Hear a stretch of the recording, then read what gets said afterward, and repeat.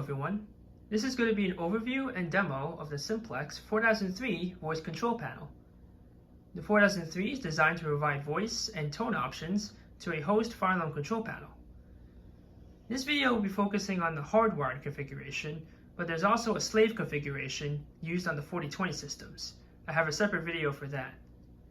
But for this video, we will be demonstrating the 4003 with the 4002.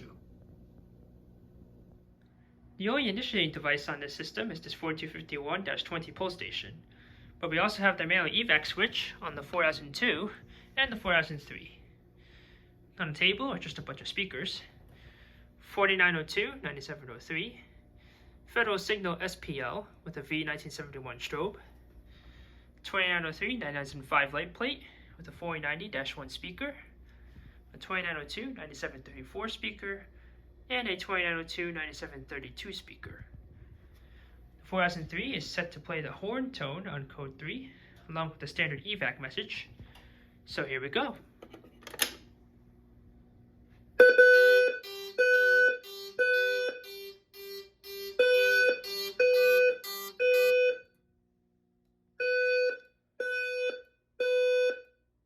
Attention, attention, attention.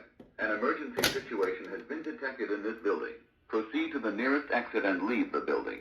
Do not re-enter the building until directed to by the proper authorities. Attention, attention, attention. An emergency situation has been detected in this building. Proceed to the nearest exit and leave the building. Do not re-enter the building until directed to by the proper authorities. Attention, attention, attention. An emergency situation has been detected in this building. Proceed to the nearest exit and leave the building. Do not re-enter the building until directed to by the proper authorities.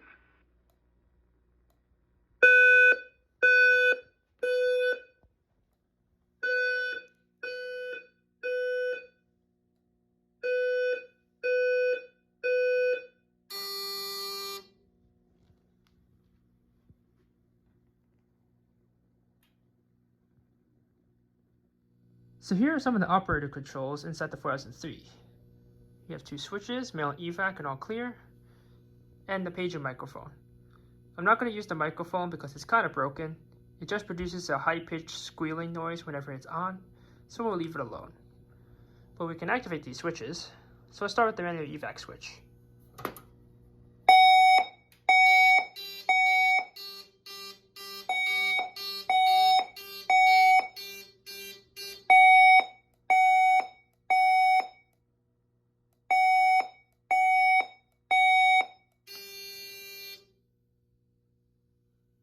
Now let's activate the all clear switch.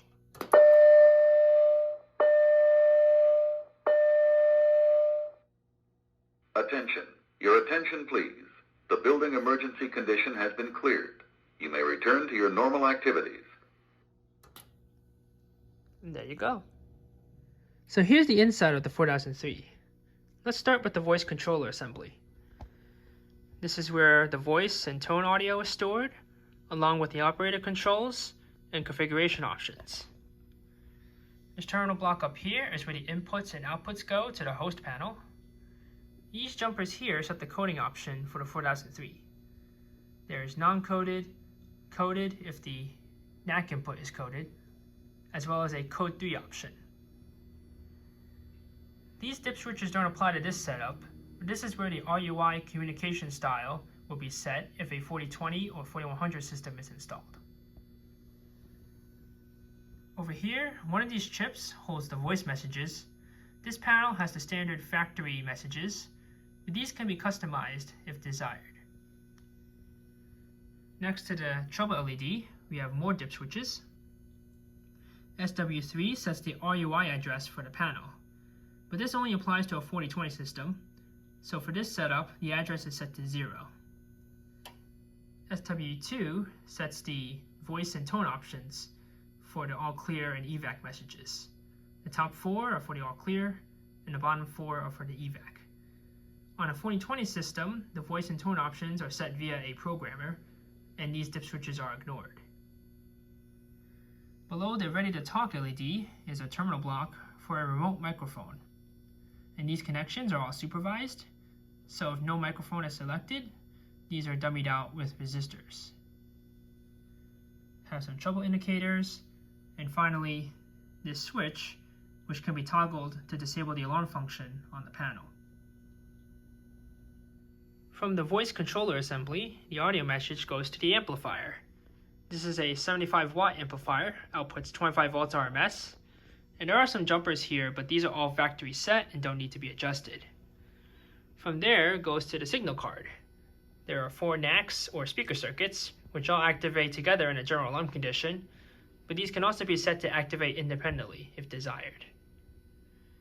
This slot here is for a second signal card, and over here is the power supply card. This is where all the AC and battery connections go, along with a 0 volt wire for earth detection that goes out to the host panel. This wire is pretty important. Without it, the host panel cannot activate the 4003. And lastly are just the transformers and the batteries.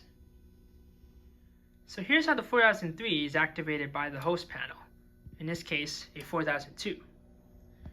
A NAC from the host panel connects to the NAC in terminals in the middle. So when an alarm occurs, the NAC outputs energize, and this signals the 4003 to activate the speakers. These IDC terminals on the left send an alarm signal back to the host panel if the manual evac switch is activated. And this will connect to any zone on the host panel, in this case zone 6. The RUI terminals on the right here only apply to a 4020 system, so in this setup these aren't used. And lastly, this earth detection wire connects to a 0 volt terminal on the host panel, here in this case. These 5 wires are essentially all that is needed to connect the 4003 to a host panel. And this can include pretty much any fire alarm panel, but practically this would be a Simplex panel, such as a 4001, 4004, 4005, 4006, etc. If the 4003 is connected to a 4001, then the NAC output would need to be modified, as unlike most Simplex panels, the 4001 outputs unfiltered DC, while the 4003 only accepts filtered DC through the NAC in terminals. If the 4003 is connected to an adjustable system, like the 4008 or 4010, then an adjustable module like this one would be needed, as the alarm output is conventional. An interesting note about the 4003 is that most of its components are shared or inherited from other Simplex products. The voice controller assembly and amplifier are both inherited from the 4100 voice systems, while the signal and power supply cards are the same as those used on the 4009 NAC power extenders. This concludes this overview of the Simplex 4003 voice control panel. This is a pretty interesting panel with a decent array of features, some of which are exclusive to the 4020. In any case, I hope this video was informative. Questions and comments are always appreciated. And until next time, have a nice day.